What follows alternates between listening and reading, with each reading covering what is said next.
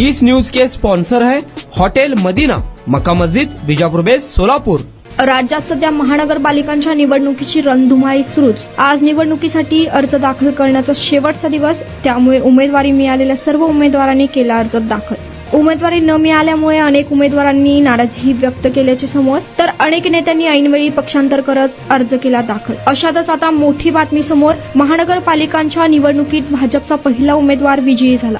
याबाबत सविस्तर माहिती जाणून घेऊया। कल्याण डोंबिवली महानगरपालिकेच्या निवडणुकीत भाजपने विजयाचे खाते उघडले। कल्याण पूर्वेतील 18 प्रभागात भाजपच्या रेखा राजन चौधरी या जवळपास बिनविरोध झाल्या आहेत। 18 प्रभागात ओबीसी महिला आरक्षित जागेसाठी भाजपच्या रेखा चौधरी यांचा एकच अर्ज असल्याने त्यांचा विजय निश्चित मानला जात आहे। उद्या कागदपत्र पडताळणी होणार असून त्यानंतर विजयाची घोषणा होण्याची शक्यता। मात्र रेखा चौधरी यांचा विजय निश्चित मानला जात आहे। राज्यातील महानगरपालिकांच्या निवडणुकीआधीच भाजपचा पहिला उमेदवार विजयी। भाजप प्रदेशाध्यक्ष रवींद्र चव्हाण यांच्या विशेष प्रयत्नांना यश। भाजपच्या रेखा राजन चौधरी या नगरसेविकेची बिनविरोध निवड झाली आहे। रेखा चौधरी या विश्व हिंदू परिषद आणि बजरंग दलाच्या कार्यकर्त्या आहेत। रेखा चौधरी यांचा विजय हा हिंदुत्वाचा पहिला विजय आहे, अशी प्रतिक्रिया भाजपने दिली आहे।